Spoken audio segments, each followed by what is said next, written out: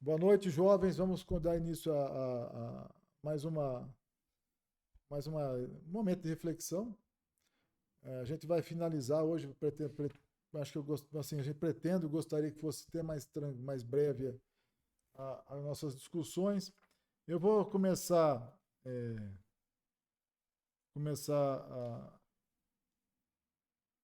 começar é, agradecendo a presença de vocês e também de quem estiver assistindo posteriormente. E assim, eu queria fazer alguma pergunta. Desculpa, eu queria fazer alguma pergunta se alguém quer fazer algum comentário da parte da aula passada sobre o determinismo tecnológico, tá certo?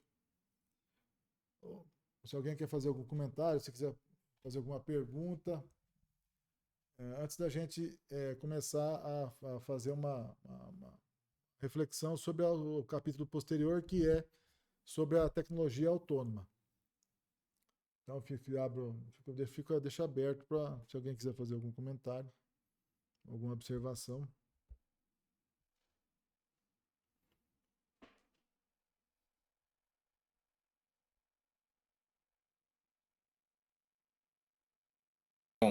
Para mim, ficaram alguns pontos, professor, assim, que me chamaram a atenção, mas enquanto provocações ainda, né? Porque eu achei o tema bem relevante na perspectiva de compreender, de pensar diferente do que uma vida toda eu fui condicionado. Acho que é isso.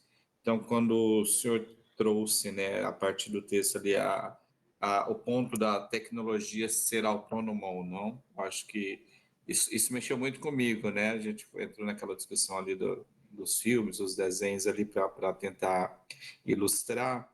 Então, isso é bem provocador e dá até um frio na barriga. Nesse mundo atual de inteligências artificiais, não sei até que ponto a autonomia é tão autônoma que pode nos levar, sei lá, a uma destruição. Fiquei pensando isso. Então, daí o senhor trouxe. Eu vou só fazer um parênteses, Inácio, para você ver. Essa questão é tão interessante. Eu acho ainda, eu penso, talvez eu esteja falando besteira, não é minha. Mas, de novo, as coisas que chegam no meu ouvido, às vezes elas chegam assim muito leve, algumas coisas da educação ambiental, por exemplo. Certo? Então, assim, algumas preocupações desse tipo eu não vejo. Posso estar enganado, mas eu não vejo com a importância que ela deveria ter. Assim, por exemplo, essa questão da gente mudar o mundo para nós. A Abimael vai dar risada, agora já pegou, né? Mas assim, essa questão do meio ambiente e nós construirmos coisas, e nós se moldarmos à luz do que a gente, por exemplo, tem duas possibilidades, né? A gente achar que pode fazer qualquer coisa, tá certo? Então a gente pode construir um mundo diferente, eu posso ir mudar para algum lugar, ou se a questão da meio ambiente, de fato, ou a tecnologia tem algo. Ou seja, nós controlamos o fácil, a tecnologia de tal jeito, controlamos a natureza de tal jeito, nós. Então nós temos controle sobre a tecnologia. Que a gente pode ficar fazendo o escarcel com a natureza, com os artefatos, e a gente pode mudar de planeta.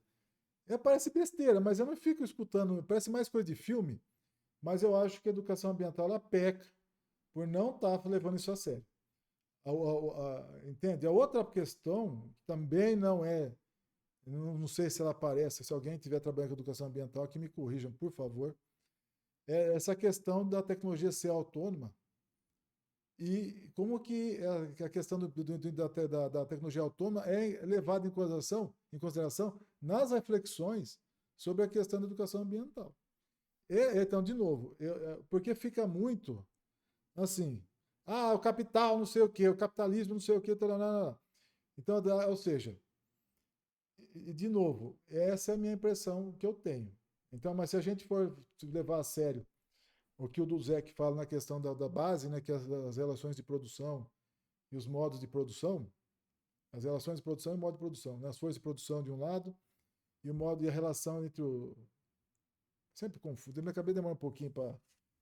Deixa eu pegar aqui, para não ficar falando tanta besteira.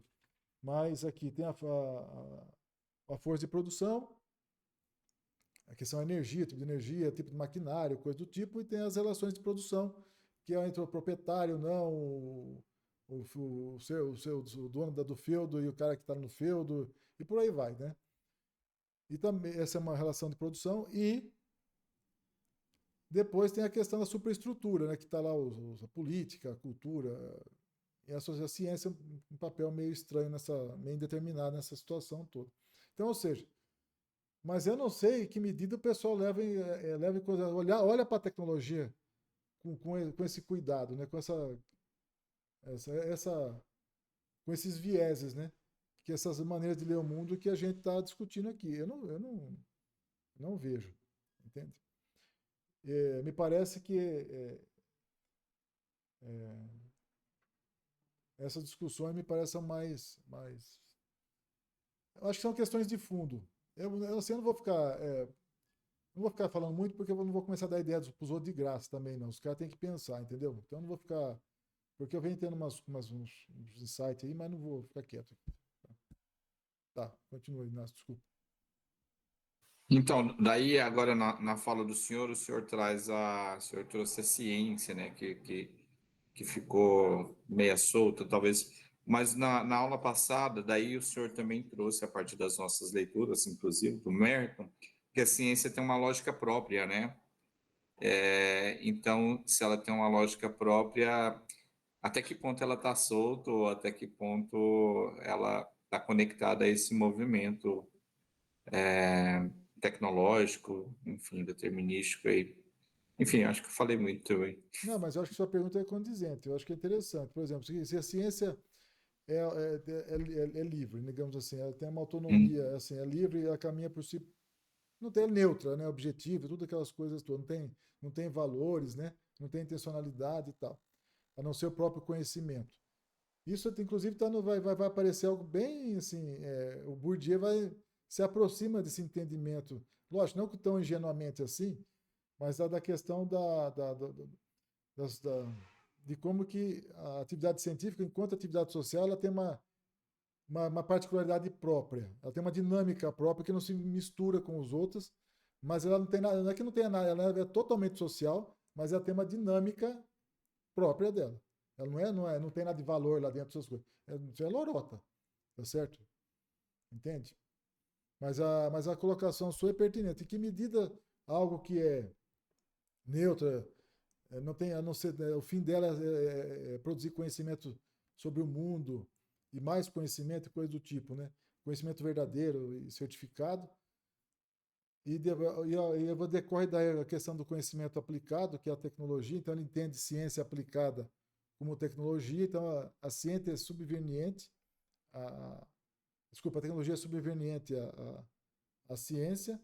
Como que isso justifica um determinismo tecnológico? Determinismo tecnológico até justifica, mas fica assim, não como tecnologia autônoma. Então faz falta essa vírgula lá, essa observação. Ó. Ela pode até determinar a sociedade, tá certo? Mas ela não é autônoma, porque ela depende dos cientistas, né? Assim, ela não tem ela não gera conhecimento por si própria. Entende? Então, assim, faltou essa observação na reflexão do Zec, né? De chamar atenção para isso. Que não interessava para ele fazer esse comentário, porque estava falando sobre determinismo tecnológico. Mas pressupõe, deve pressupor, né? No meu entendimento, deve pressupor. Entende? Se é isso, esse caminho linear aí, né? Então, ou seja, mas é para falar do determinismo, né? E não Tem outras coisas também que eu estou escrevendo, então eu não vou ficar. Vou me dar o luxo de ficar quieto. Então eu não vou. Entendeu? Mas assim, dá para ir mais longe nessa conversa. Alguém mais?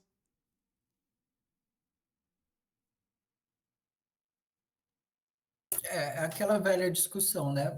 Que neutralidade, não dá para se falar de neutralidade. Então, você falar sobre uma tecnologia neutra, é meio complicado, porque de que neutralidade nós estamos falando aqui, né? A partir do momento que você possa pensar que as escolhas feitas durante o processo de desenvolvimento tecnológico vão refletir valores que são culturais, políticos, econômicos. Então, essas tecnologias podem ainda reforçar estruturas de poderes existentes, pode desafiá-las. Então, essas escolhas, esse percurso, essa trajetória, não dá para a gente, então, pensar, eu, pelo menos, tenho dificuldade para pensar nesse conceito de tecnologia neutra. Então, muito bom. Assim, de tecnologia neutra e que ela tem uma lógica, ela determina o resto da sociedade, né? Então, só para se voltar lá no texto, né? Assim, só para não. Assim, o que que. Então, qual que é a grande sacada? Assim, o que eu acho que é interessante desse texto aqui, uma das coisas que é interessante, são várias, é parar para entender o seguinte, assim, chamar a atenção assim, tá, a gente, em boa medida, não atribui, a gente não está tão, assim, ingênuo ao ponto de mentira, tá certo? Tem gente que ainda vai lá e repete isso de maneira inconsciente e tá nos textos tá nos textos por aí, na área de ensino de ciências, o pessoal repete coisa lá. Eu não vou falar aqui, mas cara, me desculpem. O pessoal vai lá e quando você vê, tá lá no determinismo também, tá certo? Perde a- perde a boa, sabe? Começa, eu vou dar um exemplo bem sutil assim, sutil não, bem, o cara começa a defender o ensino de ciências porque o ensino de ciências se você prestar atenção, é tanta vontade de defender alguma coisa que dá a impressão que se não fosse ensino de ciências não existia mundo. Você está entendendo para entender a brincadeira? Então, ou seja, o cara sai de um determinismo tecnológico e vai para um determinismo científico da área de ensino de ciência. Ou, deu para sacar não, a brincadeira? Se você ficar com a orelhinha em pé, você vai ver gente de alto nível falando isso, cara. Você vai prestar atenção, você pega esses caras falando essas coisas aí. Eu já. Teve vezes que eu levantei e fui embora. Tá certo? Eu já não estava com saco de ouvir. Deu para entender, não? Então, assim, o que eu estou querendo chamar a atenção?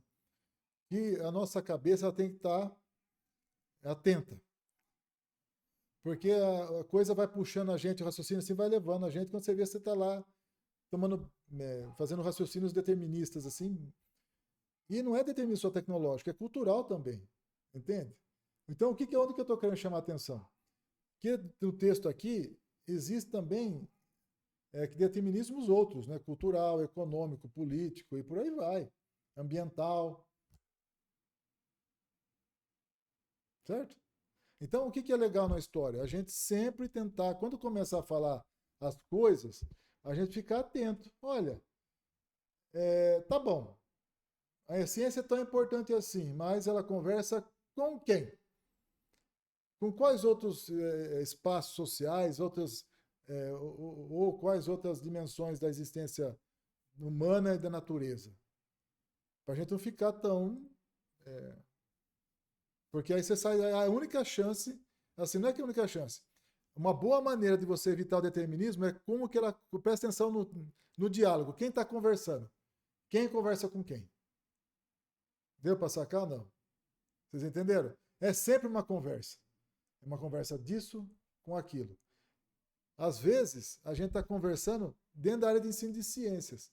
Algumas coisas podem até aparecer assim. O determinismo some, digamos assim. Porque você está olhando dentro de um espaço. Você está entendendo? Então não fica muito evidente a questão do determinismo científico ou da área de ensino de ciência ou da física. Porque está olhando de maneira interna, assim, a dinâmica própria. Mas quando você começa, é mais difícil de perceber. Mas quando você começa a ver assim, a física conversando com a educação, deu para perceber ou não? Quando um físico conversa com um educador, cara, assim, por aí vai.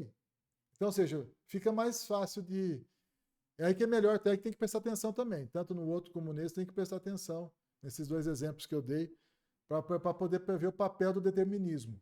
Tá certo? Não sei se é. Em síntese, essa é a mensagem que eu acho que é importante. O determinismo aparece com muita força quando há um apagamento das outras esferas, dos outros espaços de reflexão, de existência. Aí ele aparece muito forte, entendeu? Ele aniquila o outro, assim, né? Então vamos prestar atenção.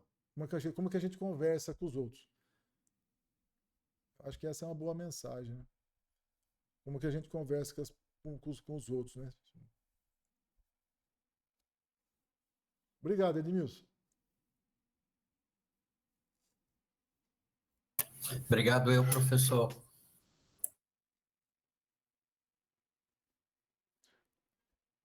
A questão do diálogo, cara, sabe, é assim, é essencial. Tem um pensador que ninguém dá muita bola para ele. Para mim, é um fantástico, cara. Morreu já, tal. Mas ele, você não vê muita pessoa falando dele. Eu até estava conversando com o Pietro Cola em dezembro. Eu estava lá numa banca do menino dele, né, do Gabriel, chama Gabriel. Depois eu dei uma palestra lá na pós-graduação em comemoração aos 50 anos do programa de pós-graduação de internidades, né? Aí estava conversando com o Petrocola. O Petrocola foi trabalhar com Pati, mas também lá na França, né? Aí eu estava falando, bom, o cara que eu acho que penso que é mal levado em consideração é o Michel Serres. Ele falou assim, Luiz, eu compartilho da sua observação assim, expressamente, realmente. E o Michel Serres é o cara que conecta tudo, cara. Conversa com um monte de gente. É um intelectual, assim, um fantástico. Mas, sabe, muito deixado à margem. E o que ele falava, assim, não, tem um monte de coisa que ele falava, mas uma coisa que ele prezava era a questão do diálogo, né? Complexificar as coisas, né? E não simplificá-las. Vamos grudar coisas, né? Lógico, como eu sou maluco de grudar coisas também, então me deu empate, né? Eu falei, nossa, eu gostei desse cara. Lógico, tem sintonia, né? Mas o Serrez é outro cara assim que conecta coisas, né? Muito melhor do que eu, mas entende? Não sei por que eu tô falando isso. Ah, por causa do diálogo. Ah, tá. Das conversas, né? Mais alguém quer fazer algum comentário?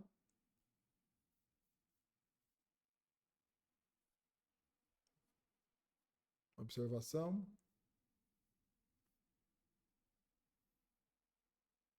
Eu não sei se eu falei aqui. Então, mais alguém quer falar alguma coisa?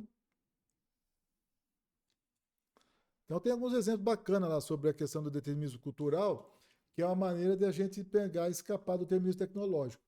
Ela vai falar do relógio que os padres desenvolveram lá nos mosteiros, né? Para poder rezar. Então, ou seja, era alguma coisa que era típica do universo teológico, né? Teológico, que modificou o universo da tecnologia. Então, é só para dar um exemplo lá. Um, inclusive, no livro do Lewis Montfort, que era um engenheiro, um historiador, me fugiu com precisão o que ele. Ele é um historiador da tecnologia. Uns calhamaços desse tamanho, assim. Na capa de um deles está um relógio. Fazendo menção a essa história aqui. Está aqui no texto do Zec, né? Muito bacana a história da tecnologia na visão do Montfort também. Alguém quer fazer um comentário? Mais alguma coisa?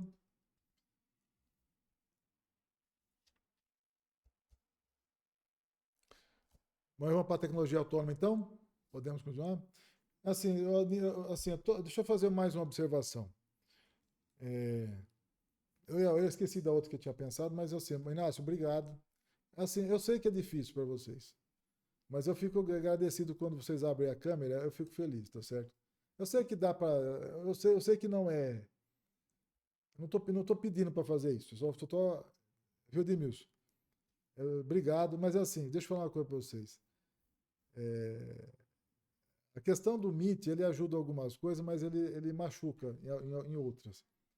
Porque a gente, quando está fazendo Até no grupo de pesquisa de sábado que a gente participa, né?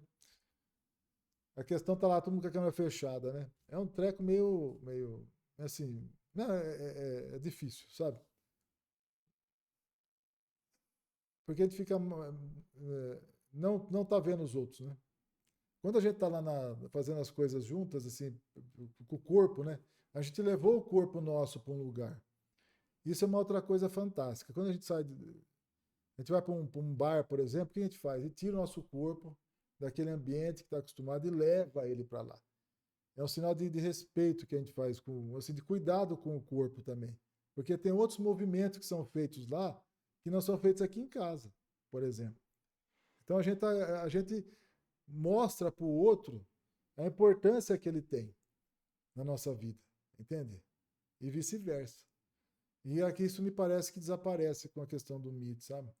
A questão do olhar, porque tudo ajuda a pensar, cara, tudo ajuda a gente se tornar... assim, desculpa, assim, não tô puxando a orelha de ninguém, não é nada disso. Eu estou falando que eu agradeço, porque às vezes eu me sinto um pouquinho, nossa, onde será que estão, né? Eu estou falando e a cabeça está lá, o que esses caras estão aprontando, isso aqui e tal. E de novo, eu agradeço profundamente porque é uma baita de um gesto, sabe? Abrir a nossa casa para os outros, sabe? Então eu profundamente agradeço mais uma vez, fico agradecido. Eu vou contar uma historinha. Acho que talvez o Edmilson possa me corrigir se eu estiver falando besteira. Você me corrige, Edmilson. Que é o seguinte: na Idade Média, está no livro da Odisseia. Eu sempre confundo Odisseia com Homero. Sempre Odisseia e Ilíada. Sempre confundo. Mas tem uma passagem lá que o Ulisses está caminhando, está pelo mar lá, não sei o que e tal. Aí ele chega numa ilha e pede pouso. Eu não sei se é na Odisseia, acho que é na Odisseia, deve ser. Aí tá lá, ele pede pouso. E aí o que era isso desde a Grécia Antiga, então não é só na Idade Média. Então, ou seja, o que era a ideia? Que o cara pedia pouso. E aí, aquelas pessoas que cediam pouso para o viajante recebiam graças ou era um gesto bacana.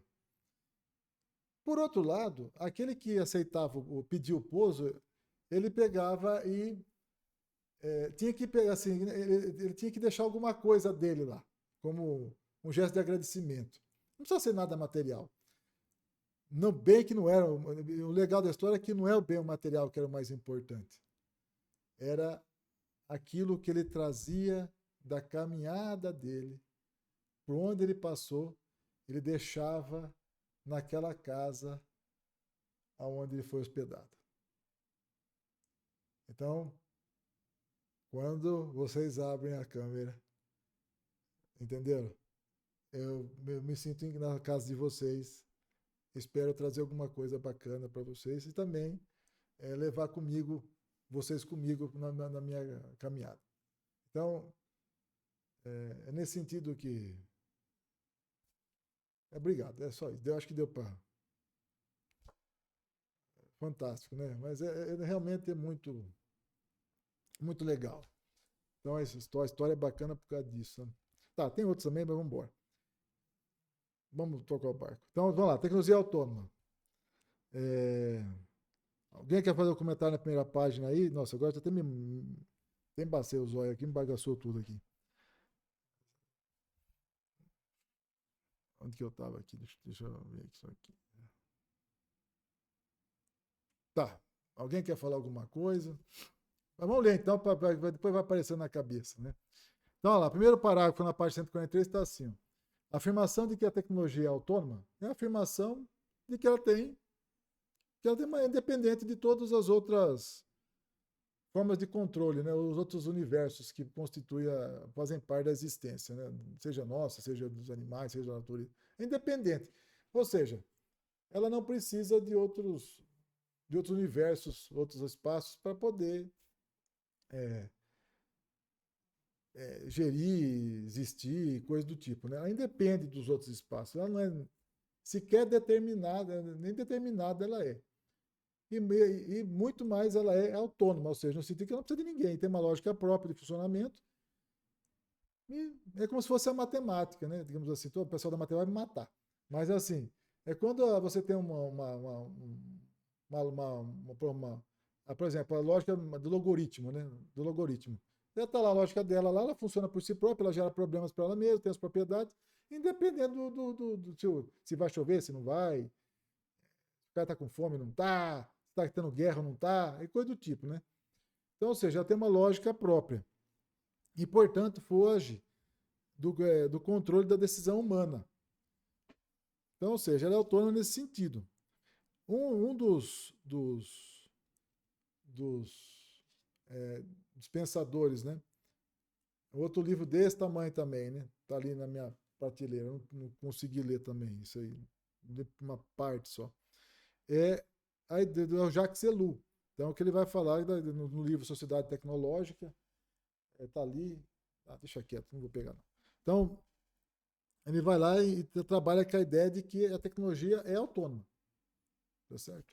E não é controlada por seres humanos nem por nada. Ela tem uma lógica própria de funcionamento e assim se dá. Tá certo?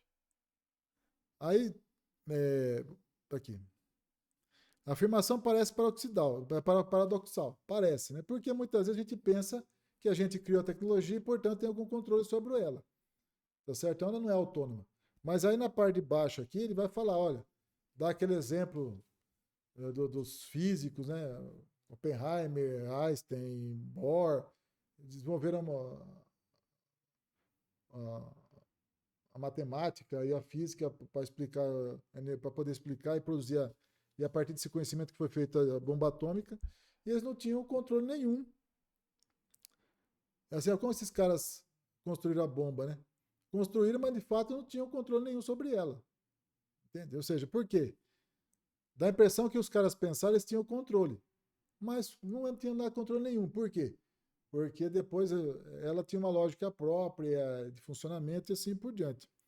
E aí ele vai chamar atenção, ele vai chamar a atenção de que os cientistas, os tecnólogos, têm uma visão simplista do que vai acontecer com o uso das tecnologias, né? Eles são fanistas, né? Digamos assim. Beleza ou não? Contudo, tem lá aí para fazer, ele pensa assim, os políticos, por sua vez, tem a questão dos então dá a impressão que a tecnologia é fácil de controlar e assim por diante, né? Isso é tudo, segundo Ellul, isso é elucubração, né? Porque de fato os políticos que decidem, poderiam interferir no processo, digamos assim, não têm compreensão física científica sobre o artefato, né? Tá certo? E também não conseguem entender o que elas... Por outro lado, os engenheiros também não sabem o que vai acontecer com o uso da tecnologia. Tem uma frase que o Latour fala que é a seguinte, mas isso não vale só para a tecnologia, vale para tudo. Você criou alguma coisa, você não tem controle mais sobre ela. Ela vai e... Só que, de novo, não é nessa maneira que ele enxerga do determinismo da tecnologia autônoma. Ele não entende desse jeito. Ele só está falando que quando a gente cria alguma coisa, esse algo, esse ator, esse actante, ele vai se aliando a outros atores e perde o sentido original da rede que ele foi criado inicialmente. Então você não tem controle sobre ela. Tá certo? Ou seja, se colocou no mundo, já era. Tá certo? Ela vai ter outros sentidos. Tá certo?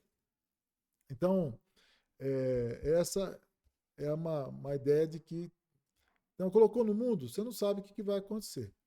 Então, tá aqui. Então, aqui, enquanto os tecnólogos geralmente são ignorantes e ingênuos quanto às questões sociais, os políticos, em torno da tecnologia, os políticos sejam muitas vezes... vou ler devagarzinho, vai. Enquanto os tecnólogos geralmente são ignorantes e ingênuos quanto às questões sociais e políticas em torno de uma tecnologia, e os políticos sejam muitas vezes abissalmente ignorantes quanto ao funcionamento da própria tecnologia, Ellul afirma que o público ignora tanto os aspectos técnicos como os sociais da tecnologia. Então, o grande público também despreza os dois, de uma vez só, né? Ellul ainda afirma que os líderes religiosos que se espera que lidem com as questões de valor do uso da tecnologia pela sociedade ignoram as questões técnicas e sociais. Professor, Enquanto que ninguém dá bola para filósofo. Vai, essa parte é engraçada. quando o Elu ele fala do público, o público somos nós, Sim, é porque pode. daí ele traz os técnicos e os políticos, né? E é o grande público que não entende nada, somos nós. Sim, imagina, sim, a sociedade de modo geral, tá certo? Somos ignorantes, digamos assim. A tecnologia autônoma é um caso especial das consequências não pretendidas da ação humana que Marx discutiu. De novo, já tinha falado na aula passada para vocês da questão da racionalidade instrumental, que o pessoal vai lá na formação de professores, fica falando e poderia, por exemplo, dar. Não é fácil, mas aqui está a origem da coisa, né? Então, ou seja, quando está falando de formação da racionalidade instrumental, está aqui, ó. Está no Weber que a coisa está mais elaborada, né? Ou seja, meios para atingir fins, né? O melhor meio para atingir certos fins. Aí mais adiante ele vai falar sobre isso. Ou então o que o Elu pensa, né? Ele pensa que a tecnologia, ele chama, até mais para frente ele vai falar disso, vamos depois eu estava... Então tá, um conjunto comum de crenças sobre o método científicos e a natureza tecnológica sustenta a autonomia da tecnologia. Está lá no Hellbronner, que também explicou a questão da... Ou seja, para o Hellbronner, a tecnologia é a ciência aplicada, né? Ou seja, que vive de maneiras... tem uma lógica própria de funcionamento e assim por diante. Tanto é que ele dá aquele exemplo, ele pega aquela ideia de descoberta simultânea para justificar que é tanta atividade científica. E depois, posteriormente, a tecnologia, elas têm lá uma dinâmica própria que, tanto é que qualquer um poderia descobrir a lei de Newton, por exemplo. Não precisa ser o Newton. A conservação de energia, qualquer um que estivesse lá fazendo alguma coisa, se você poderia pensar aquilo, porque na verdade foi pensado pela lógica. Dá para entender isso? Não. É assim, em vez dele pensar sobre o mundo pensa por ele, sai pela boca da pessoa. Então isso, a estrutura usa a gente para poder ser verbalizada, se apresentar. Eu vou fazer um parênteses aqui, rapidinho, porque é a seguinte, quantas vezes já escutei a seguinte expressão, e me arrepia, que é a seguinte: eu estou no meu lugar de fala. Olha, isso aí, você me desculpe, é de uma ingenuidade muito grande. Vou falar o meu entendimento. Por que acontece? Primeira coisa, quando o cara está falando estou no meu lugar de fala, é que na verdade ele não está lá. É a estrutura falando por ele. É toda a história daquela situação. Ele está emprestando o corpo e a boca dele para que aquilo saia. Ele desaparece a caminhada dele. Ele não consegue transformar nada do que está em volta dele a partir da caminhada que ele fez. Então, isso é extremamente me preocupa. O Bourdieu chama atenção para isso de outro jeito. Demorou para entender. Ele falava assim, o sindicalista, por exemplo. O sindicalista sempre fala, por que não sei o que e tal. Mas ele sempre fala a mesma coisa, ele sempre recorre à mesma dinâmica. Ou seja, ele desaparece. Qualquer um lá ia falar exatamente a mesma coisa. Então a caminhada da pessoa, a trajetória dela não aparece na fala. Quando ele fala assim, quando a pessoa invoca, olha, estou no meu lugar de fala, é só da estrutura. Então é disso aqui que me parece que está mais perto do que da questão da descoberta simultânea que está lá no Merton, essa questão da linearidade do pensamento. Então, de novo, tem uma direção, é a evolução, né? E segue o caminho. E de maneira linear.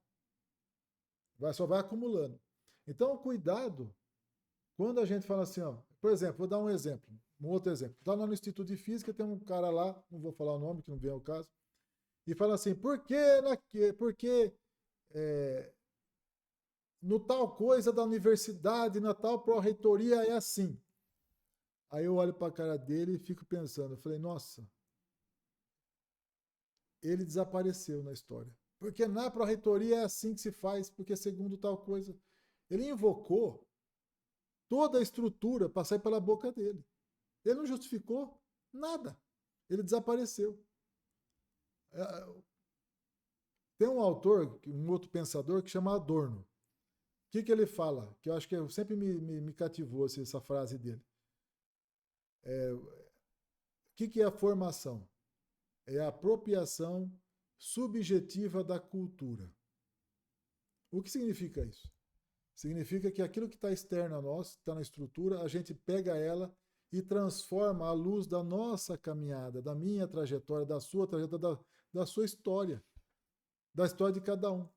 A gente, das nossas vontades, nossos desejos. A gente não pega e se anula.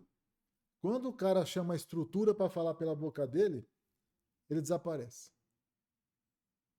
Então, é um gesto autoritário, digamos assim. Né? Então, só para fazer esse parênteses, porque está aqui de novo, né?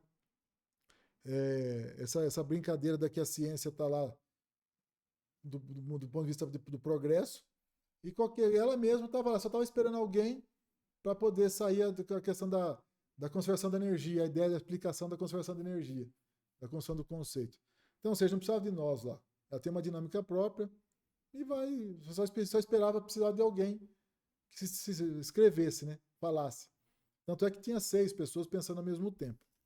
Então, isso é uma maneira de pensar a questão da autonomia. Casada com isso, tem a questão da linearidade, né? Tá. Então, tá aqui, ó. E pensamos que a natureza da realidade, não as interpretações e teorias, é o que determina a sequência de descobertas científicas. Então, a sequência da descoberta científica é pré-determinada e linear. Se a tecnologia é simplesmente ciência aplicada, então a lógica necessária da sequência linear das descobertas científicas pré-determina a sequência linear das aplicações tecnológicas. Aí ele vai falar assim, que é muito...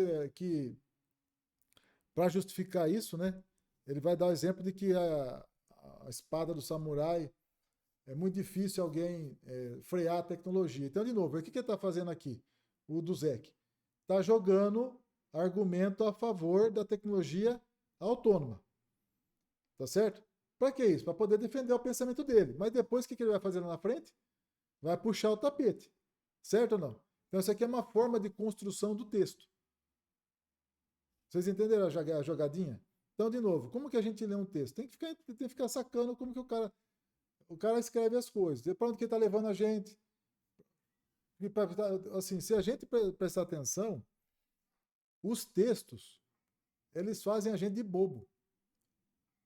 A gente está tão preocupado em entender o texto, que quando a gente está lá, a gente não percebe que ele pegou, virou a gente do avesso, deu tapinha na nossa cara, puxou nossa orelha, tampou nosso nariz, e você não percebe. Então, de novo, mais uma maneira, estou brincando, mais uma brincadeira, né? Mais uma. Vamos tomar cuidado com como que o cara escreve, se nós aqui somos intelectuais, ou se pretendemos, sei lá. Então, vamos brincar com esses textos aqui, vamos morder eles, né? Deu? Não sei se... Tá. Professor, Oi. então pode dizer que nesse início aqui ele vem falar o que é essa tecnologia autônoma, né? Isso. E aí lá no final ele conclui o que é para nós aqui na vida real, né? Que aí ele vai tirar as conclusões que aí não existe essa tecnologia autônoma, né? Não, ele vai todo fazer um trabalho para... Então, mas de novo, exatamente isso aí. Só que você vê que brincadeira interessante? De novo, é a maneira como o cara pensa. A gente ficar atento. Como que o cara vai escrever no texto. Isso aqui é legal, porque a gente pode usar esse tipo de estratégia de escrita de texto. Entendeu? Então ele vai lá reforçando a ideia de que a tecnologia é autônoma, mas depois ele começa a minar ele. Se você pegar lá no determinismo tecnológico, foi a mesma estratégia. Você entendeu? Então, é muito legal a gente ficar atento no que está escrito e na forma como está escrito. Uma outra coisa que é muito interessante, eu não sei, é que se eu ficar falando a coisa vai mais longe, mas eu vou tentar ser... Vou brincar mais uma coisa com vocês. Quantas vezes perguntaram para vocês como vocês leem? Ou como a gente lê? Já perguntaram para vocês isso? Certo? Deixa eu fazer uma outra brincadeira decorrendo daí. Que é a seguinte. A gente lê só o que está escrito no texto?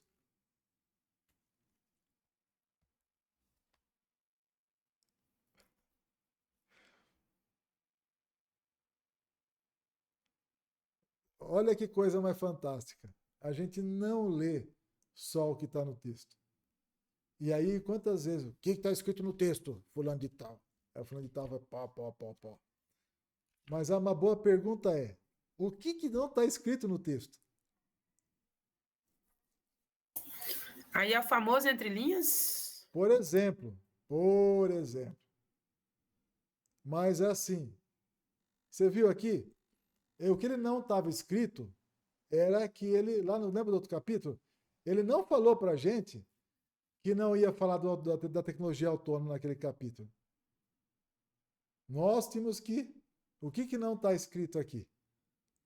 Ou, por exemplo, ou coisa do tipo, que outros exemplos contrariam o pensamento dele? É isso aí que não está escrito. Quantas pessoas ensinaram a gente a ler coisas que não estão escritas?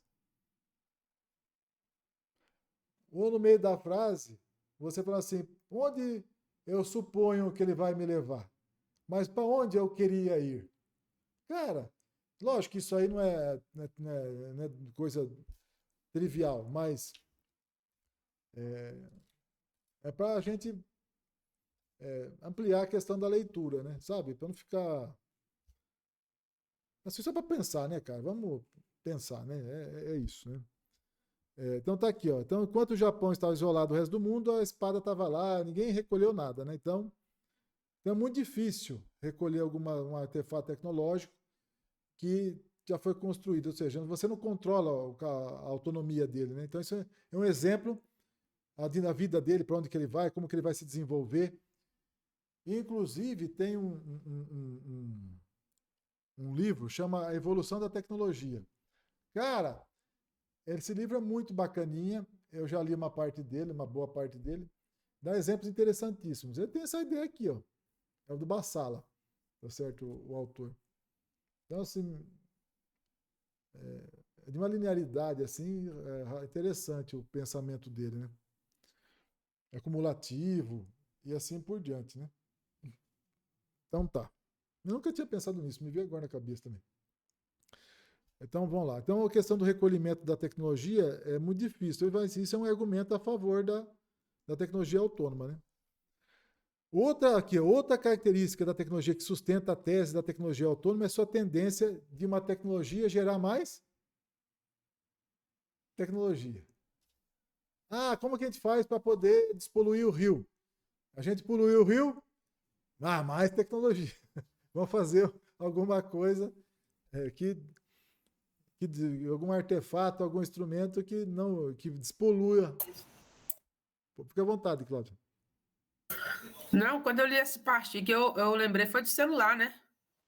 O tanto que ele foi evoluindo, a tecnologia dentro da tecnologia, que era só para falar. Depois ele já vai inventar. Hoje é quase um computador dentro do celular já, ué. Você grava, só falta fazer. É isso aí mesmo. Então, ou seja, aí o que o Elu entende, né? Ele prefere o termo técnica ao invés da tecnologia. Identifica a técnica como conjunto de relações de meio e fins e regras para conseguir a máxima eficiência no ajuste dos meios aos fins. Tá, é isso. Então, ou seja, essa ideia aqui também é a mesma do Weber, tá certo? Inclusive, a disciplina militar, ela é a materialização a disciplina militar, a disciplina, né?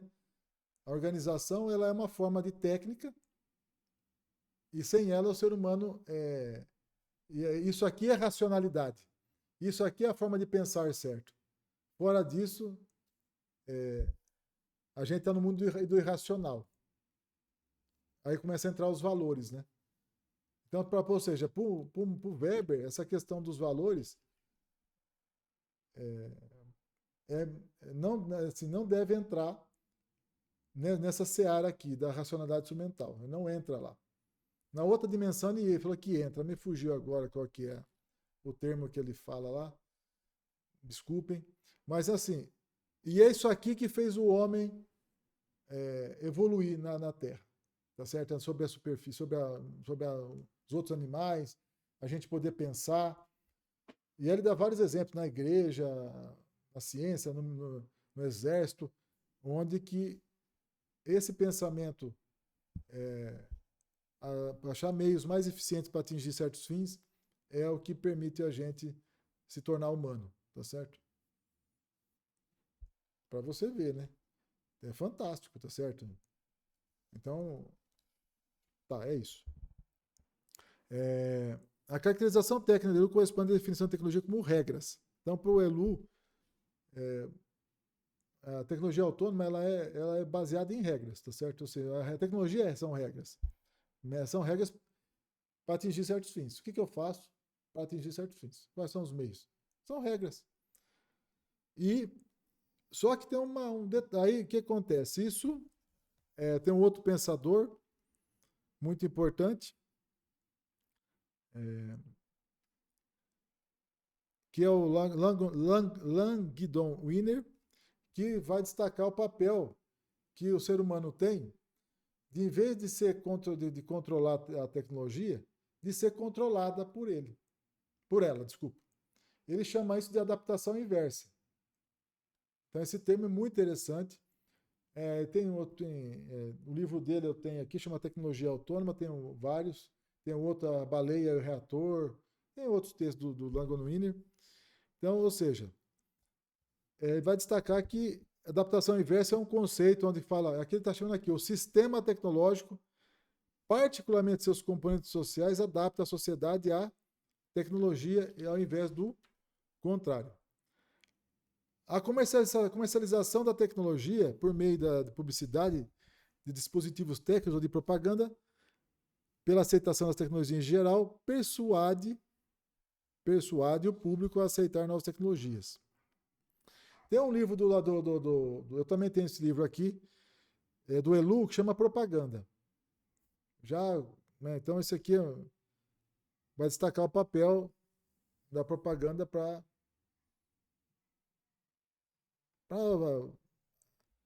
enfatizar, né, destacar ainda mais o papel da tecnologia autônoma. Né? Essa afirmação nega que a tecnologia é simplesmente escolhida, então essa afirmação nega que as tecnologias são simplesmente escolhidas por liberdade pelo público no mercado, mas enfatiza a capacidade da publicidade para vender as tecnologias ao público. Nas tecnologias de grande escala, instituições governamentais, como o programa de armas nucleares ou o programa espacial, influenciam os governos a apoiar e custear uma tecnologia, uma vez que grandes investimentos de dinheiro e compromisso tenham sido feitos em um projeto tecnológico, é progressivamente mais difícil abandoná-lo, mesmo que seja um problema, mesmo que surjam problemas e dificuldades apareçam. Né? Então você começa, dá para explicar, esse entendimento aqui ajuda. Quanto maior é o tamanho do sistema tecnológico, mais difícil é de lidar com ele. Então, ou seja, tem uma inércia, é tanta tecnologia junto, artefato interligado, que é difícil você impedir que ele continue a dinâmica dele. Tá certo? Então, só que tem uma diferença, que ele vai chamar a atenção aqui embaixo. Vai dar exemplo aqui da questão das empresas de seguro, né? Que o tamanho do impacto da tecnologia nuclear é tão grande, a dinâmica dela é tão pujante, que o sistema de seguro se curva, o Estado se curva à tecnologia, ou seja, se em caso de acidente nuclear, a seguradora não pagar menos, né? E não o que se paga quando bate um carro e tal. Por quê? Porque não tinha como pagar, né? Então as leis modificaram para dar conta de pagar irrisoriamente os efeitos que uma tecnologia poderia causar.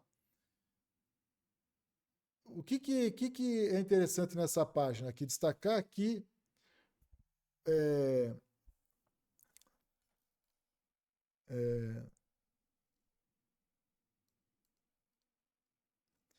o que acontece? O que o Langdon Winner chama atenção? Chama atenção para o fato de que quando a gente vai estudar tecnologia e se prende à questão do artefato, ou de uma ferramenta, por exemplo, uma chave de fenda, a gente tem uma visão equivocada ou bem reduzida do que está acontecendo com o universo tecnológico. O universo tecnológico, em boa medida, ele não está somente em ferramentas, mas ele está na forma de sistemas, enormes sistemas interligados. Então, você tem quando você pega uma ferramenta na mão, uma chave de fenda, você não olha para ela só com uma chave de fenda. O que você tem que olhar lá nela? Tudo que está grudado nela, em torno dela. Por exemplo, quantos empregos ela gera?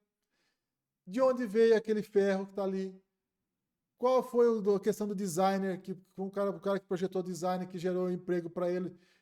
A questão do plástico que está lá, o cara que transportou, as rodovias. Então tem todo um sistema em torno daquela ferramenta.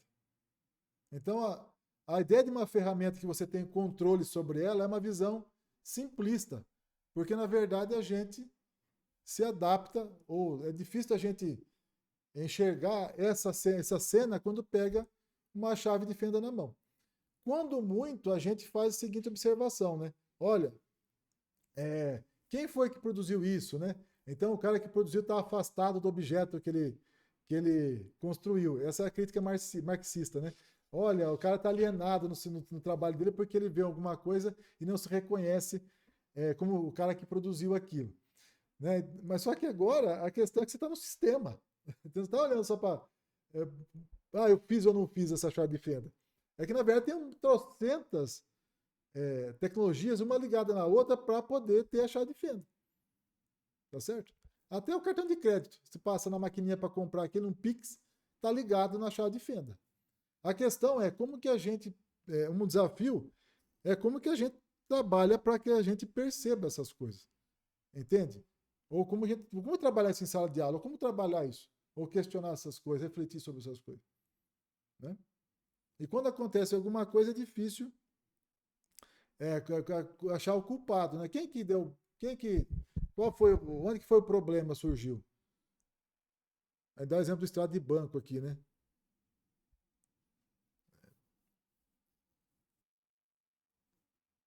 Tá. Alguém quer falar alguma coisa?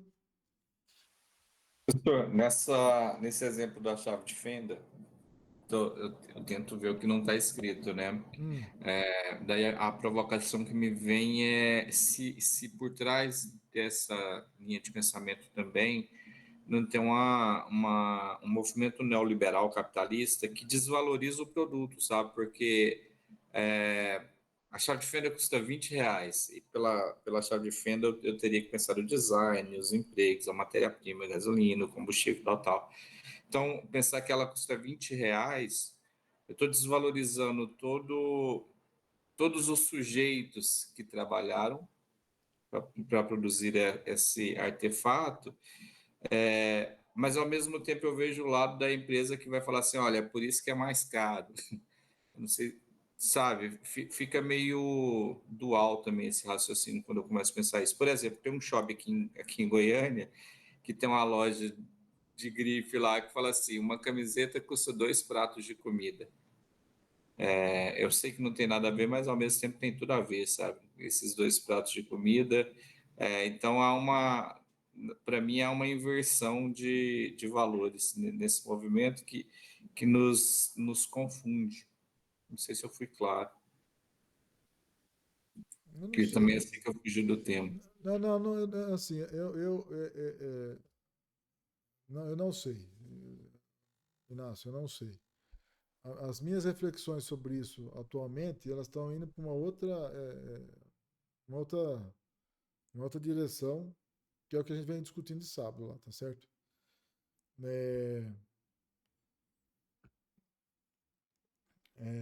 Essa questão do cara perceber o trabalho dele no artefato, isso para mim é meio caduco, entendeu? A minha opinião. Assim, pelo aquilo que a gente vem pensando, é meio caduco. Entende? Assim, eu vou me restringir a ficar nisso aí. Não vou. Não vou. Essa discussão a gente vê muito com os artesanatos, né? Geralmente tem essa discussão que não valoriza o trabalho, né? Aí tem muito essa discussão. A tecnologia a gente quase nem vê, né?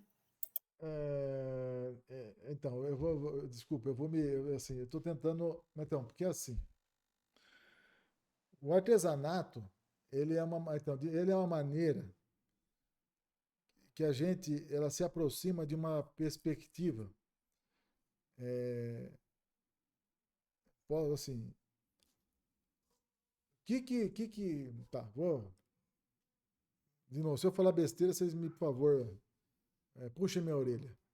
Mas é assim, qual que é uma reação, uma maneira de a gente lidar com a questão da tecnologia como sendo alguma coisa que tem uma lógica própria de funcionamento, ou quando ela está, de certa forma, ligada visceralmente com a questão econômica. Mas mesmo assim, a tecnologia, ela determina, segundo aquela lógica lá que a gente leu, ela determina a questão econômica. Se a gente for seguir a ideia do Marx, que está lá no texto do Zec, no capítulo anterior. O que acontece? Qual que seria uma possibilidade? Se a gente tivesse uma relação com o mundo que é muito... Nossa, agora bananou tudo, mas é assim. Tá. Tem duas alternativas, eu acho. Deixa eu pensar com calma aqui, mas é assim. Eu estou tentando fazer uma ponte com a questão assim. O que seria uma maneira de lidar com o mundo sem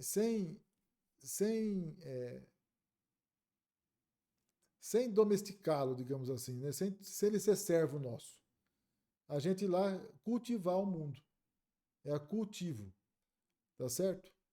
É a lógica do cuidar. A gente não muda a dinâmica das coisas, a gente só respeita ela. Então, eu vou lá. Então, o cuidado, o cultivar, ele vem dessa dinâmica de que a gente não transforma a essência das coisas. Então, a gente cuida da natureza porque ela tem aquela essência dela, e a gente só vai lá. Então, por exemplo, o pé de milho, ou uma planta, eu só vou regar ela na hora que ela precisa, eu vou cuidar dela, não vou mudar ela geneticamente ou coisa do tipo. Certo? Não vou mudar. Pois é, manga agora dá o ano todo. Um absurdo. Eu nunca vi isso. Você vai no mercado e tem manga madura, uma manga no cesto toda época. Isso é estranho. Entende? Então, o que eu estou tentando sintetizar aqui é a questão então, isso é uma maneira de se relacionar com o mundo. É uma maneira que eu penso que, assim, se a gente for no universo comunal, esse daí um cuidar do outro, não sei o quê, onde se a gente ajuda e não fica expropriando o trabalho do outro, a questão do artesanato se aproxima dessa visão comunal, tá certo? O que é comum a todos, a gente faz alguma coisa que tem sentido, é uma necessidade, não tem valor de troca, mas tem valor de uso, que a gente está usando alguma coisa para uma necessidade nossa, entendeu? Então ninguém está pensando em tirar mais valia de nada, então a gente oferece as coisas. Então, me parece que essa lógica está assim, está mais perto do mundo artesanal. Não estou falando que ele é imune a isso, tá certo? Ao capital, a questão da expropriação do trabalho, assim por diante. Eu acho que é pouco provável que ele escape também, certo? Mas é nessa toada que eu estava tentando entender. Então, por exemplo, os artefatos não estão lá para ser construídos para tirar mais valia do outro, né? Da outra pessoa. Está lá para suprir necessidades humanas, né? Não, das necessidades das pessoas, de maneira comunal. Então se aproxima dessa lógica aí. Eu não sei se ela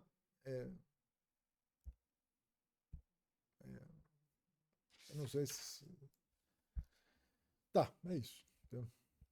O conhecimento científico seria dessa mesma natureza. Ele não teria esse valor de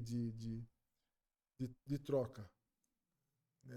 nesse universo que está mais próximo que se está destacando da questão como chama? Do artesanato e coisa do tipo, né? Estaria mais perto disso, né? Eu não sei o que eu respondi também, acho que não respondi bosta nenhuma, mas também. Tá, o que você falou, Cláudio? Já me perdi todo. Não, mas é isso mesmo que o senhor explicou, velho. Tá certinho. Não, eu não sei. Então, realmente eu não sei, mas me parece que é isso, as coisas também estão. Na minha maneira de olhar as coisas, assim, que eu tô conseguindo ver, até isso já. Então, tá vendo? Essas coisas, eu não sei como que elas vão aparecer na educação ambiental também, tá vendo? Como que isso aparece lá? Sabe? Essa questão do cuidado é da tecnologia que não. Que ela não é para ser extraída a mais-valia. Se for verdade isso, ela não tem. Ela não tem autonomia, né? Certo? Se for pensar desse jeito aqui, né? Porque ela serve ao comum a todos, né? Ao bem comum, né? Então ela é suplantada, né? Pelo menos é o jeito que eu entendo, né? Se alguém que tiver algum entendimento diferente também, fique à vontade, certo?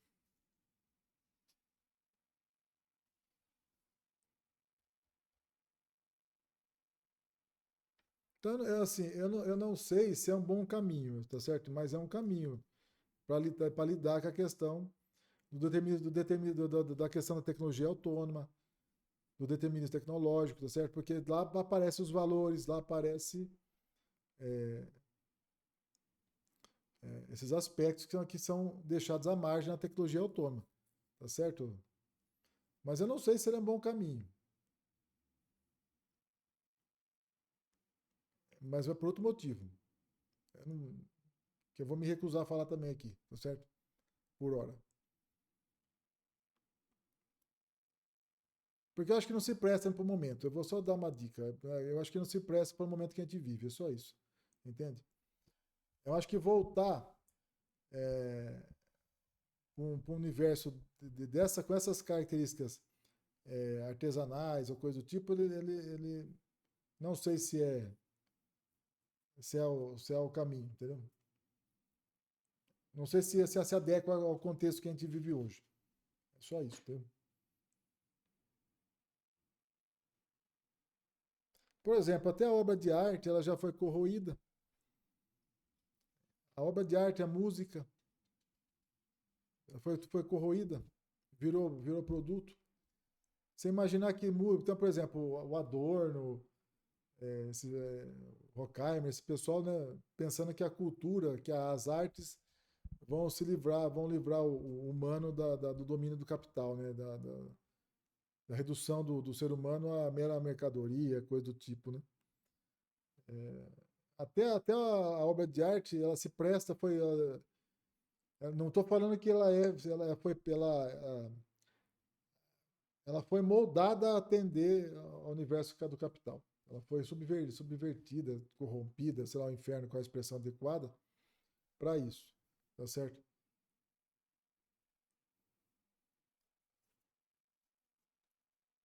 Por exemplo, você pega lá uma obra de arte, né? Você olha para uma obra de arte, no começo a obra de arte servia para. A obra de arte era o exemplo de uma marca, né? Um desenho da Nike, se inspirava numa obra de arte e falava: olha, a obra de arte é alguma coisa que não se presta a virar mercadoria. Hoje, a coisa virou de ponta cabeça, a marca é a obra de arte. A obra de arte se dobra a mercadoria, sabe? Ao logotipo de uma empresa. Então, o logotipo que representa aquilo que seria a essência da obra de arte. Olha que você subverteu a coisa. O que não se prestava no fundo, depois começou a ser a materialização.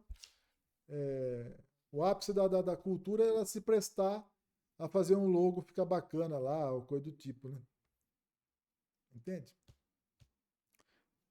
E é isso que está na história da propaganda aqui do Olilu. Que no final das contas as coisas vão tudo sendo, só que do ponto de vista não econômico, do ponto de vista tecnológico, né? Tudo se presta a alimentar a lógica própria da tecnologia, né? A propaganda, tudo serve para alimentar a própria dinâmica da tecnologia. É isso, né? Tá.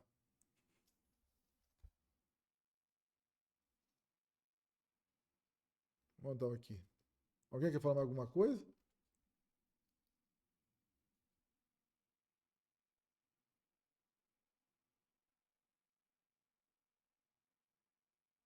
Lá na página 147, tocando o barco, o Wiener sugere que a tecnologia autônoma, longe de ser cuidadosamente controlada e dirigida por uma elite tecnológica, não é realmente governada ou controlada por ninguém.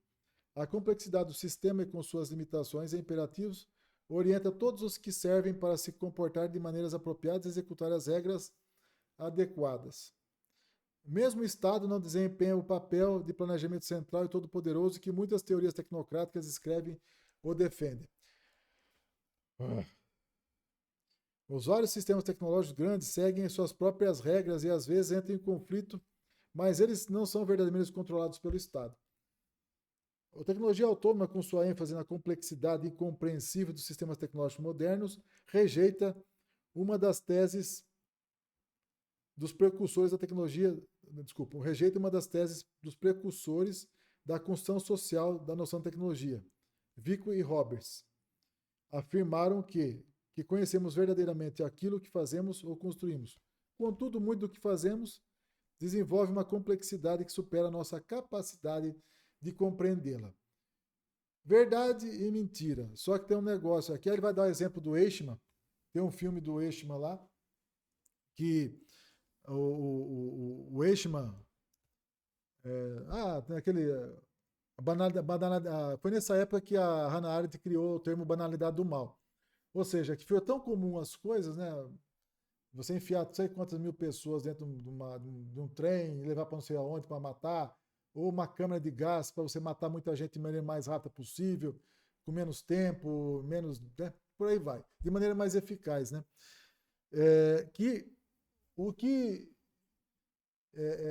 O sistema é tão grande, é tão complexo que o Eichmann, quando foi ser julgado lá em Israel, foi até transmitido pela televisão, as pessoas se surpreenderam com o cara magrelinho, de óculos, se não me fala melhor de óculos, sei o quê. Assim, mas como que um cara fez tão mal assim, né? Que ficava controlando, fazendo cálculo para enfiar um maior número de pessoas dentro de um trem para ir para Auschwitz e assim por diante para serem mortas, né? Aí ele simplesmente virou assim, não, eu só estava fazendo meu serviço, a tecnologia que é má. Eu só estava seguindo ordens. Ou seja, a banalidade do mal. Então, ou seja, foi daí dessa pessoas normais se sucumbem ao sistema aos quais elas estão vinculadas, né? Entende? Então, ou seja, mostrando que os sistemas são tão grandes que depois virou argumento para se defender lá no tribunal, né? Lá em Jerusalém, se não me falha, em Israel, né? Tudo bem, pessoal? Não sei se deu para... Então, ou seja, por que o cara pulou? O cara pulou do prédio porque o celular mandou ele pular, entendeu? Porque tiraram o celular dele. É algo desse tipo, entendeu? Ou seja, a tecnologia dominando tudo. Será que é assim mesmo? Entende? Então, aí vem as críticas da tese da tecnologia autônoma, tá certo? Que vem, em boa medida, dos esforços de superar esses entendimentos que o Elu, o Langoni estavam descrevendo, seja ele da tecnologia autônoma, seja da adaptação inversa, né? Ou seja, no fundo, o que eles vão dizer? Que os valores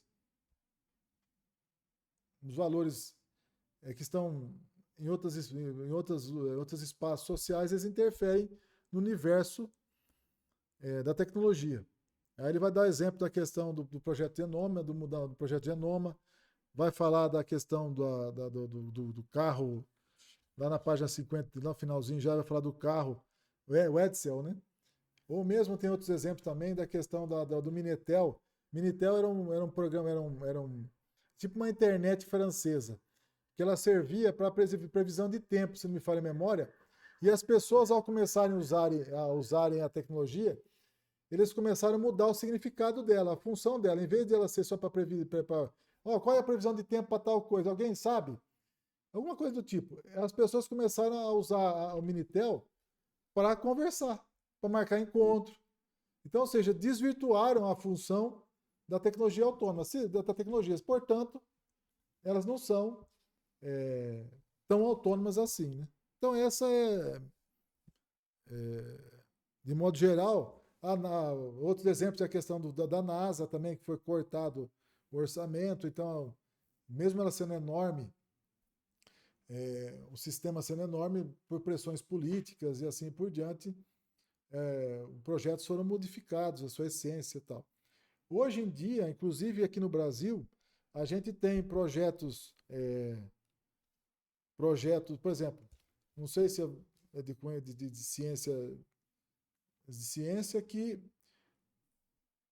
projetos de física, por exemplo, o pessoal vai submeter nos projetos universais, tem uma nova, falo porque eu desconheço detalhes, mas tem uma sessão, já há algum tempo, tem dentro do projeto para financiamento de nanopartícula, por exemplo. O professor Andres teve que fazer preencher uma sessão lá de como que o projeto de nanopartícula dele para tratamento de câncer ele ia ser divulgado ou ter o papel de ser tratado nas escolas, né? Nas escolas, ou como que ele ia ser levado para a sociedade. Ou seja, é uma preocupação de maneira que a pesquisa ela tenha diálogo com o mundo mais amplo, digamos assim, que é a sociedade de modo geral. Então, ou seja, é uma preocupação do Ministério da Ciência e Tecnologia de que os projetos e as tecnologias não sejam tão assim livres de fazer qualquer coisa, né? Mas tem um compromisso social. Aí você começa a entender outras coisas. Por exemplo, quando alguém fala assim, tecnologia social, o que significa isso? Significa que há uma maneira de lidar com a ideia da tecnologia autônoma e também com a ideia do determinismo. Se nós podemos colocar, pensar, por exemplo, vamos fazer no Nordeste, a gente vai fazer um canal enorme lá, alguma coisa, ou vamos fazer cisternas, construídas pelos próprios residentes no local. O que a gente ganha do ponto de vista da conexão da comunidade local? Quais são o que elas podem colocar no projeto inicial que é típico da cultura daquele lugar? Deu para entender? Porque se você faz um artefato que não dialoga com o universo daquelas pessoas, ele vai deixar de ser utilizado, por exemplo, ou vai criar problemas. Eu vi um exemplo alguma vez, não me falha a memória, de que, por exemplo, vamos fazer cisternas no Nordeste. É simples. Compramos 10 mil caixas d'água de polietileno, né? É simples, é só pegar a caixa de plástico aqui de água e levar para lá. Adivinha? Não chegou nem no meio do caminho, porque elas derretiam, né? Entortava tudo. Porque o lugar não permite esse tipo de... É muito quente, elas entortam todas. Então você tem que ser coisas que respeitam a dinâmica das pessoas também, tá certo? Por aí vai, né? Eu estou dando exemplo. Deixa eu ver se alguém tem alguma colocação para falar sobre isso. Eu falei da questão dá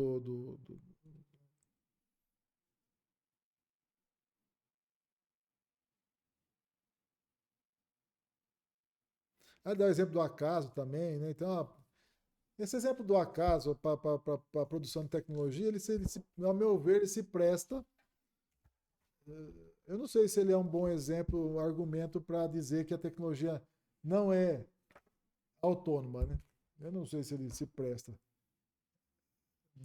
Cabe a nós pensarmos. Eu não sei se ele se presta para justificar que a tecnologia não é autônoma. Você está falando do acaso, né? Da descoberta sem querer, né? Eu não sei se ele é um bom exemplo. Mas é o exemplo que ele deu, um argumento que ele usou, né? Não sei se ele dá para. Ele ajuda a falar que a tecnologia não é autônoma. Ele pode falar que o acaso faz parte também do universo da tecnologia autônoma. Só estava lá, só surgiu porque estava lá, né? Se não tivesse aquela dinâmica lá, não sei. Não sei se esse argumento da tecnologia autônoma. Saúde, Cláudio. Não sei se presta, tá certo?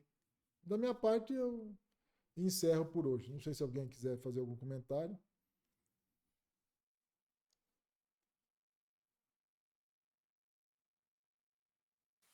Só que esse final do texto foi menos denso que o início. Ele é mais acessível. É que, na verdade, na verdade é assim, né? Na verdade, não. O que é bom é que, de novo, aquela história da conversa. Né? Tem um livro, chama O Mito de Gilgamesh. Eu sugiro que vocês marquem isso aí e depois vocês deem uma olhada. Chama Mito de Gilgamesh. Marca aí. Aí você coloca na internet, aí você vai achar ele rapidinho. Chama Mito de Gilgamesh.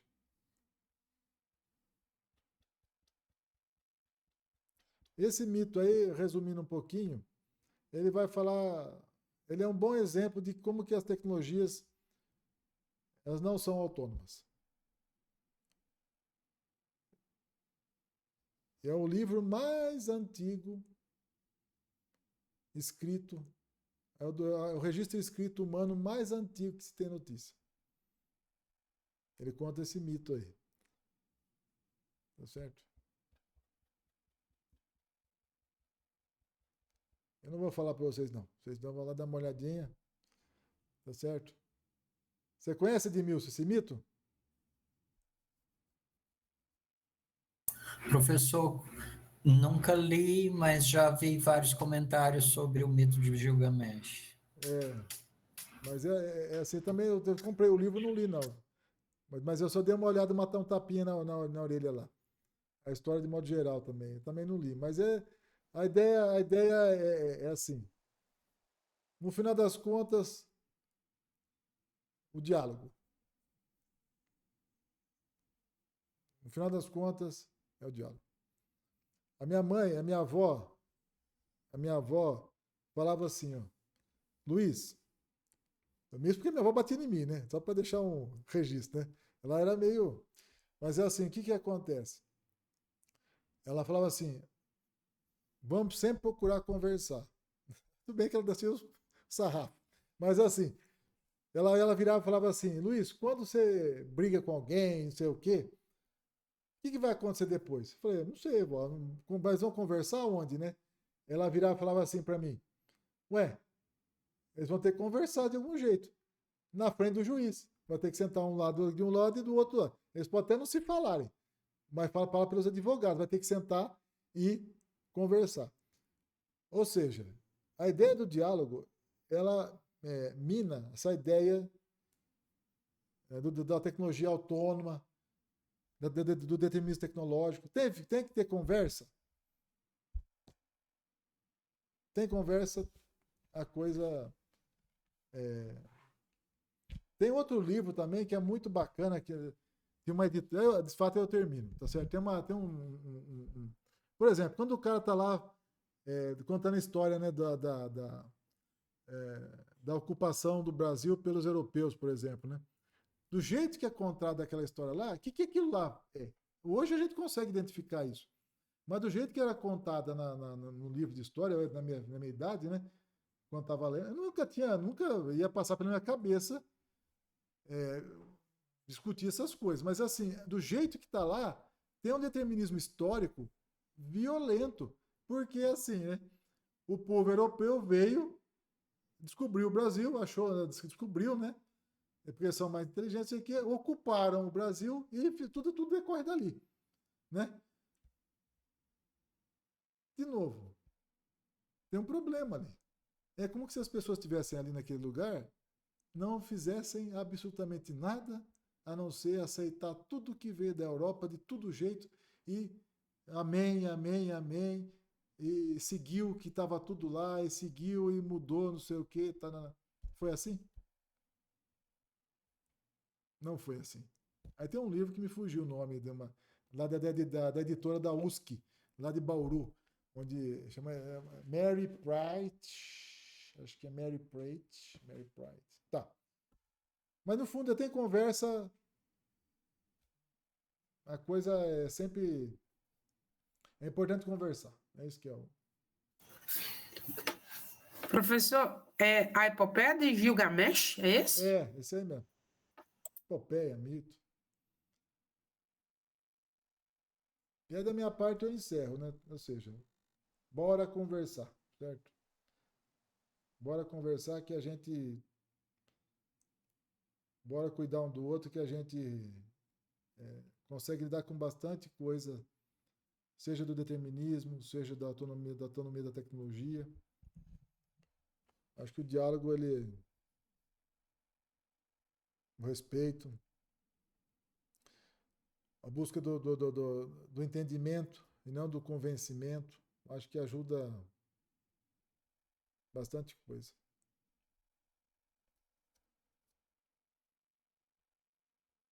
Tem outras coisas também, certo? Eu vou falar uma outra coisa também aqui, que sistematicamente... Depois, eu falei que eu não ia falar mais, né? Então, vamos tentar manter minha palavra. Alguém quer falar alguma coisa? Senão eu ia falar outras viagens.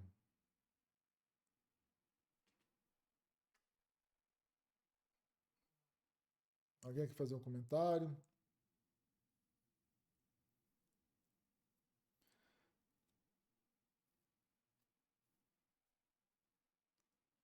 Deixa eu fazer uma perguntinha para vocês. Aonde, em que situação o diálogo é extremamente importante?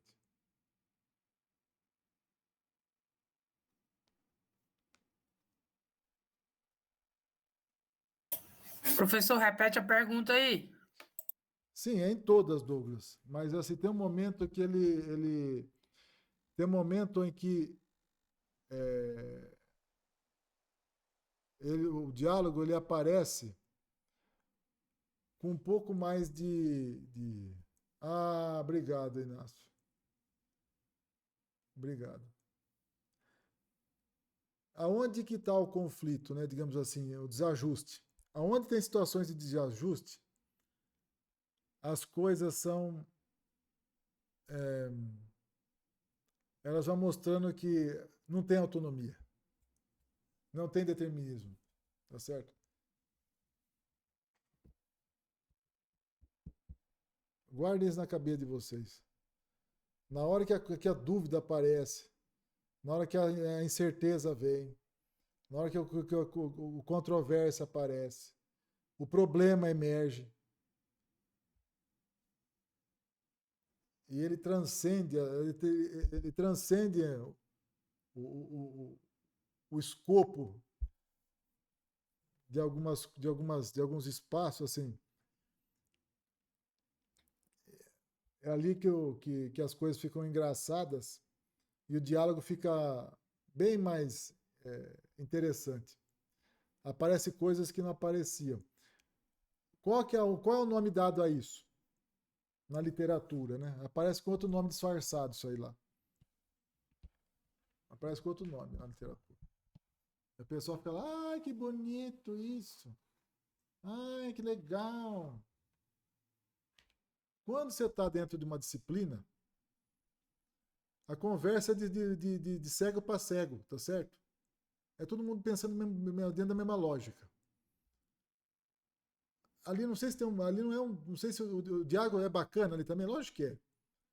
Mas se a gente quer ver coisas não automático, o não determinado, ele aparece nas interfaces.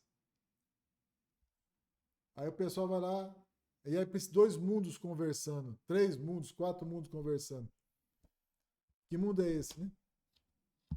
Tá certo? Tem lógicas diferentes que precisam ser escutadas, ser negociadas.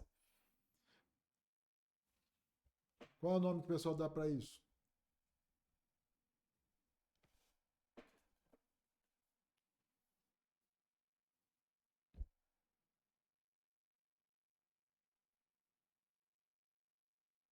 A política é o lugar disso. A política é um lugar disso. Nossa, a política é fantástica para isso, cara. A política é um lugar para isso. Debate e tudo. Mas a gente e trouxe isso, essa ideia do diferente, conversando, para o ensino de ciências ou para algumas coisas, com outro nome. Onde o outro aparece.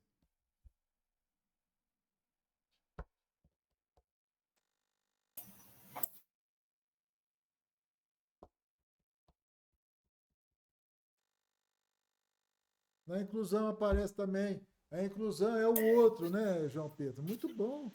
Lá na inclusão aparece o outro, né? Muito bom. A questão da autonomia, ela some quando aparece o outro do outro lado. Ela tem o outro sendo chamado, né? Quando a gente quer aniquilar o outro, a gente está alimentando os demôniozinhos que habitam a nossa mediocridade. A gente quer eliminar o outro, a gente alimenta nossas infantilidades, né? A eliminação do outro é eliminar aquela parte que a gente acha que é ruim dentro de nós, né? Não sabe lidar com ela. A gente, na verdade, nem quer eliminar ela, a gente fica alimentando ela. Né? Mas quando aparecem essas coisas, que está lá no mito lá, né? A gente chama isso de outra coisa. Chama interdisciplinaridade. É o mesmo nome. Para conversa. Vamos conversar. Mundos diferentes dialogando para valores diferentes, hierarquias diferentes. Para juntos, a gente chama de interdisciplinaridade. Certo? E lá aparece muita coisa bacana. Aparece um só não resolve, o outro precisa do outro para conversar, para ter ideias. Ambos se fecundam. Ambos universos se fecundam. E aí, eu aproveito para fazer um outro cutucão. É impressionante as pessoas dizendo assim, olha, sem disciplinaridade não tem interdisciplinaridade. É a volta do que nunca foi, né? Que é voltar para o mundo certinho, tudo arrumadinho, tudo lógico, tirar os probleminhas lá, e não. Eu digo o seguinte, sem disciplinaridade não existe interdisciplinaridade, e sem interdisciplinaridade não existe disciplinaridade. Tá certo? Então eu completo a frase dos jovens que ficam falando sobre o pensamento pela metade. Tá certo?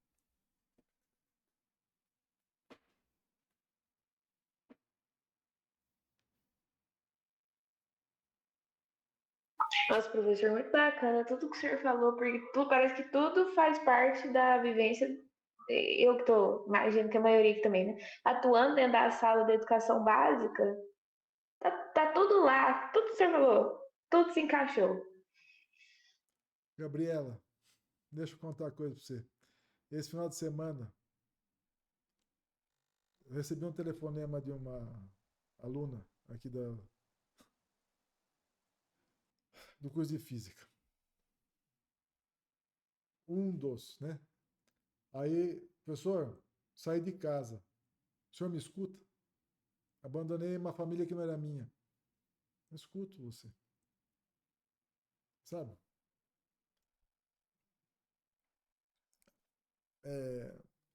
Fiquei uma hora aqui no domingo, emprestando meu ouvido, minha atenção, para aquela pessoa que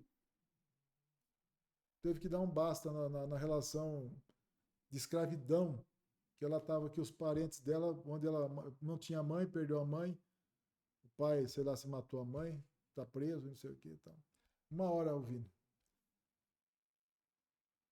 Quantos dos seus alunos, dos nossos alunos, não tem algo similar, né? Então, se a gente quer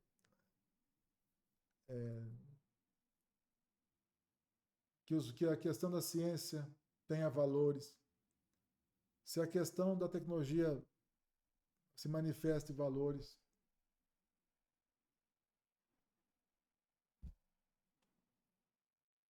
ou seja, que ela não tem essa ideia determinística, se ela não tem essa lógica autônoma, a gente, ó. Então, assim, se eu olhar para os seus meninos, você vê isso lá para os seus alunos, olhar para eles assim, e ver a preocupação deles, e como que isso pode dialogar com esse mundo que a gente criou, que foi a ciência e a tecnologia. E você vê os menininhos lá como fazendo parte da sua vida, olha, é um brinde, viu, Gabriela? Obrigado, viu? Não é fácil fazer isso, tá? Não é todo Não, mundo. não é fácil. Não é E todo, não é todo... dependendo do, Desculpa, te cortei, fica à vontade. dependendo do lugar que você tá, né? Todo sistema que está à sua volta vai te moldando do contrário, né? Não conversa com o aluno, seja mais rígido. Onde eu trabalho tem o carimbo disciplinar, né? Aplica o carimbo disciplinar. Não fez tarefa, aplica carimbo disciplinar, né? Vai excluindo o outro, né? Só apagando ele, afastando. Né?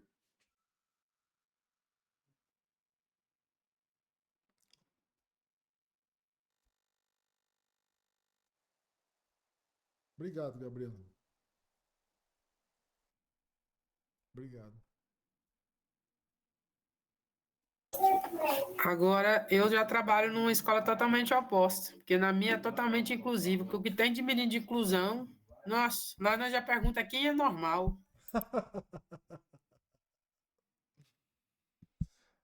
Ai, Cláudio.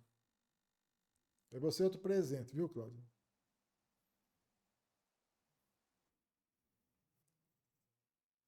É assim, tudo no seu tempo, né? Talvez um dia eu explique. Toda vez que tem essa disciplina aqui, aparecem alguns presentes, né? Dessa vez você já me alegra. Você é um bom presente. Obrigado, viu? Eu que agradeço, ixi. É isso aí. Se um dia, escuta, deixa eu falar uma coisa para vocês. Se um dia eu abusar de vocês, ou fizer vocês de tonto, ou escravizar vocês, por gentileza, professor, o senhor não acha que me ajudem?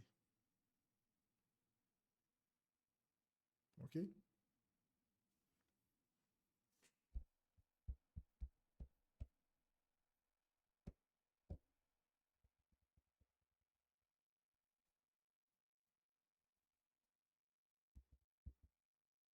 É isso aí, Douglas.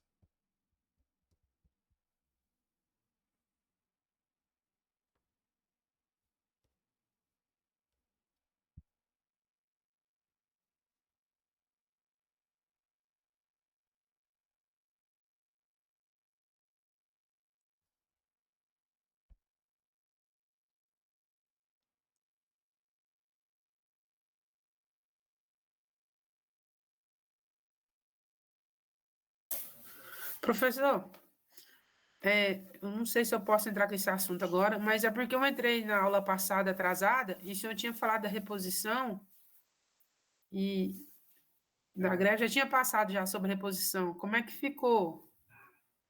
Vamos seguir nossas caminhadas. Ah, então, entendi. Vamos, Entendi. vamos lendo, vamos vendo. Depois a gente. Eu só estava apreciando o silêncio de vocês. Obrigado.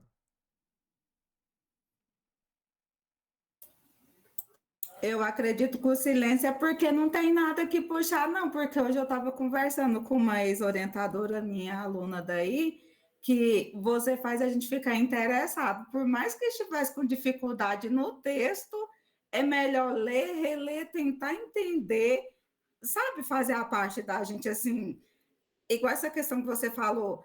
Alguém já te perguntou como é que lê, te ensinou a ler? Não, a gente chegou num ponto que percebe que não, sabe? Mas tenta. E acho que o senhor está deixando isso, pelo menos para mim, bem fixo mesmo, como uma coisa que eu peguei para mim. De tentar, sabe? De tentar entender o que ele está querendo dizer. Eu não consigo ver ainda, mas eu fico me questionando, assim, que horas que eu vou ver, como eu vou ver, e estou treinando para isso. Você já viu, já. Mais importante, você já viu. Tem coisas assim que, assim, ó. Assim, uma das coisas mais importantes que eu acho que vai eu vou contar para vocês uma coisa. A minha, apenas é uma explicação, não sei se é a melhor, mas é assim, mas é assim que eu sinto, talvez não seja a melhor, mas seja essa aqui. Quando eu era molequinho lá na minha família, o pessoal falava assim, né? Seu irmão é inteligente, não sei quem, não sei o quê, blá, blá, blá, blá. Tudo que eu falava era, você fala besteira, não fala nada com nada, ninguém entende o que você fala, é enrolado, não sei o quê e tal. Entende? Você serve para cortar grama no fundo do quintal, mas limpar a casa, mas não serve para isso, não serve. Assim, era. Entende? Você é genovês, não é roverse, você não. É coisa do tipo, né? Você é igual ao seu pai, né? E só que no final das contas tem uma coisa que me marcou bastante. É que não, assim, não é que sumiu. A minha maneira de me ver hoje é um pouco diferente. Mas a forma como eu lido, como eu lidei para ver isso diferente, é me satisfazendo também com a caminhada de vocês, sabe? Ver vocês indo bem, ou se reconhecendo um pouquinho, a qualidade de vocês. Puta, fazia tanto tempo que eu não pensava em mim mesmo, né? Ou não cuidava de certa característica minha, seja a maneira de pensar, seja a maneira de falar, ou seja a maneira de olhar para os outros. Você está pensando sobre você. Esse presente, para mim, é fantástico. Você entendeu? Ou seja, quando vocês estão parando, mas é um texto. Não é o texto, é um pretexto para que a gente possa ver vocês com outro tipo de olhar, outro tipo de expressão, fazendo assim, entende? Lembrando de vocês, da caminhada de vocês. Eu acho que esse é o maior presente que eu tenho, certo? Então eu fico agradecido de participar desse momento de vocês, de lembrar que vocês são importantes, que vocês têm a caminhada de vocês, que vocês têm as particularidades de vocês, e elas são tão importantes para o mundo como outras pessoas também, quanto as particularidades de outras pessoas também, sabe? E que elas têm que vir para a conversa, sabe? Elas têm que ser cuidadas, entende? Elas ajudam muito. Foi um jeito meio sofrido eu entender isso, sabe? Mas eu me satisfaço com a caminhada de vocês quando vocês aparecem, sabe? Quando a vontade de vocês vem, né? E uma vontade legítima, assim, né? Uma vontade própria, né? Uma angústia própria, um desejo. Não é alguém colocou na cabeça. Por exemplo, teve um aluno também esse final de semana. Professor, vou largar a física. Eu falei, larga, filho, o que você quer fazer? Vou fazer. Aí, mas por que você não. Rápido, essa é a última história, de fato. Assim. Aí, não, porque eu vou largar a física. Eu falei assim, mas não faz isso, cara. Vai lá, vamos pegar a matrícula sua. Aí você pede para ir para outro curso, para fazer transferência, né? Ele falou assim: não, professor, não vou fazer isso. Vou fazer outro curso e vou prestar o Enem e vou entrar no outro Enem. Vou entrar pelo Enem. Eu falei, fulano, tá bom, o que eu posso te ajudar, né, na sua caminhada? Sei lá, o que eu posso ser útil, né? Então tá bom, se eu puder te ajudar de alguma coisa, não, professor, o senhor já me ajudou só de me ouvir. Falei, tá bom. Aí, eu conversando com essa moça aqui, ó, com a aluna lá, que saiu da casa dela, tá, não sei o que e tal, né? Que era escravizada. Nossa, que loucura a história dela. Mas vamos lá. Ela contou para mim assim, professor, fulano de tal, né, tal, largou também a física, não sei o que, tal, e a gente tem o senhor para conversar. O senhor, né, tal, não sei o quê. E fulano de tal, não sei o que, tá lidando com uma outra coisa lá. Eu falei, a história não foi bem essa, mas no fundo era o seguinte: ele prestar o curso, o Enem, ao invés da matrícula, por transferência, era mostrar para a mãe dele que ele tinha vontade própria e era capaz. Você entendeu que coisa doida? Olha que coisa mais maluca. O menino não quis mudar de curso por transferência porque ele queria provar para ele mesmo que ele conseguia andar com as próprias pernas e ele precisava da mãe dele decidir o tempo todo por ele. Meu, simplesmente sensacional. O cara estava fazendo algo fantástico. Entende? Fantástico. Ele falando para ele mesmo. Nossa, né? Torço para que ele passe mesmo. Nossa, pelo amor de Deus, né? Que ele pode fazer boas escolhas, né? E pode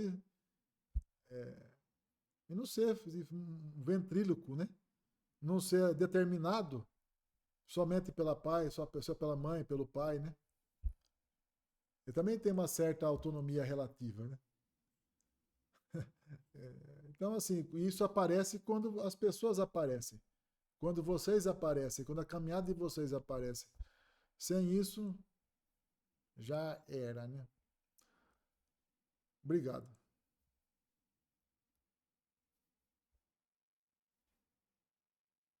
Cuidem de vocês. Cuidem da ideia de vocês. Permitam pensar as coisas. Permitam querer coisas suas. Respeitando o próximo.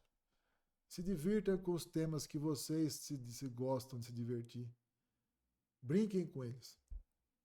Tá? É isso. Tá? Aí vocês vão estar cuidando de vocês.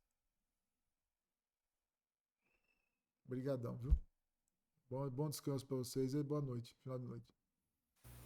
Tchau, professor. Boa noite. Boa noite. Professor. Até mais, gente. Agradecido demais Boa pela companhia. noite. Boa noite, professor. Fica com Deus. Boa noite a Amém. todos aí. Até segunda. Até segunda, se Deus quiser. Obrigado, gente. Fique com Deus. Agradecido.